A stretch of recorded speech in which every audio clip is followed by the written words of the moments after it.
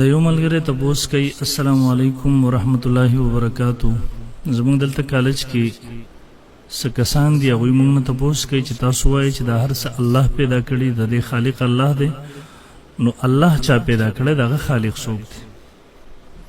نو ملګري دا سوال بنیادي طور غلط دی او د جهالت سره تعلق ساتي. ځکه تاسو ګورئ مخبلو طلبو ته یو خالق دی یو مخلوق دی. خالق در اسم فاعل صيغه د پیدا کون کې ته ویل کیږي او مخلوق د اسم مفعول صيغه د پیدا کړی شوی ته ویل کیږي. ګوره ما سوى الله د الله نه چې سوا څه هم دي دې ته ویل کیږي مخلوق. الله د خالق پیدا کون کې.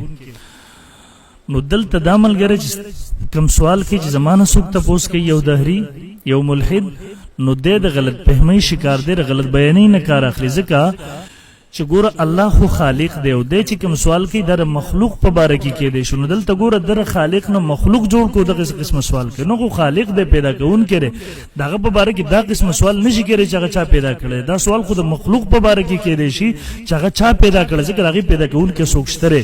کله چې ته دا سوال له یو چا په باره کې چې هغه چا پیدا کړی، نو خو بیا خالق نه شو. د خالق په باره کې دا قسمه تپوسونه نشي کېدی. او دویم دی چې دا کوم سوال کوي، نو دې د علت او معلول طریقه په الله تعالی باندې جاری کوي.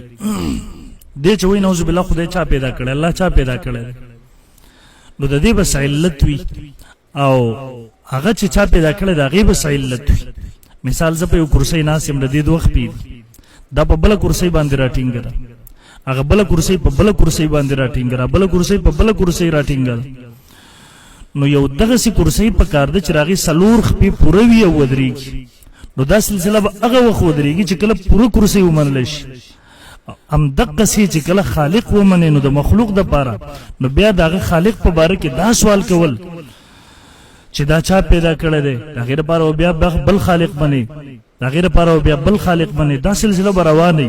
نو دا سوال کول چې د الله تعالی خالق کوم دی، دا سوال صحیح نه دی.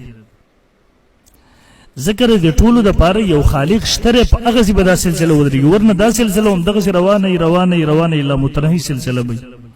دریم نمبر جواب دا دی چې دا زموږ انساني عقل دی، دې کې دننه چې کوم عقل دی شعور دی، مونږ دې په باره کې دنیا کې چې څه ګورو د هغې په باره کې مونږ سوچ او فکر په دې حوالې سره کولی شو. ځکه دا دنیاوي امور دا د عقل په پیمانه کې راځي، مابعد طبیعت د آخرت په حواله سره کوم امور دي هغه په دې پیمانه کې نه راځي. د هغې دپاره تل جدا ده چې هغه تلې ته هغه میزان ته وحي ویلی کېږي. نو د دنیا که تاسو د دې مثال واخلئ، اینډرایډ موبایل اپلیکیشن په آیفون کې نه چلیږي، ځکه چې د هغې دپاره خپل اپلیکیشن. نو زموږ عقل صرف په دنیا کې چې څه دي په دې کې چلیدی شي، مابعد طبیعت څیزونو کې نه چلیږي. د نورو جهانونو پېژندلو لپاره میزان او تله جدا ده او هغه وحي ده. نو دلته بنیادي غلطي دی دا کوي چې د بلې دنیا څیزونه د دې دنیا په عقل سره پېژندو کوشش کوي، او دا محال دی.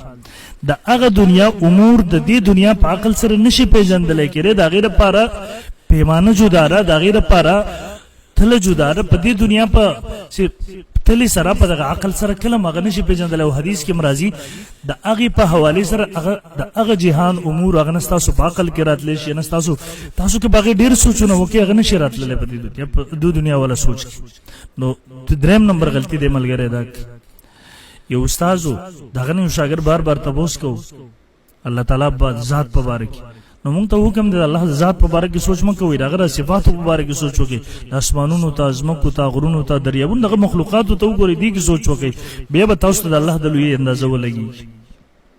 نو دا شاګرد استاد ډېر پوهېده خو پوهېدو دی نه پوهېدو. یو ځل یې بوتلو سمندر غاړې ته، په دا ګوته باندې دغسې وړوکې سوری وویستلو، ورته یې بچې دا ټولې اوبه دې کې راځي، ورته یې نه راځي، ورته یې بچې دا دې کې راځي، ورته یې استاد جي دا خو دې کې نه راځي. چې کله ختم شو نو د استاد ورته ویل بچیا څنګه چې دا ټولې اوبه په دا وړوکې سوري کې نه راځي، دغسې د انساني عقل ډېر محدود دی، وړوکی دی، د دې دنیا سره تعلق ساتي. دغسې د الله ذات ډېر لوی دی، هغه د دې دنیا په دې دنیا والا عقل او ذهن کې هغه نشي راتلی. او دې باب کې قرآن مجید کې الله فرمایي والاول والآخر والظاهر والباطن وبكل شيء عليم. هغه اول له هغه اخر دی، هغه مخکې څه نشته دی، هغه وروسته څه نشته دی، هغه اولم دی او اخرم دی. او حدیث کې مرضی انت الاول ليس قبلك شيء وانت الاخر ليس بعدك شيء.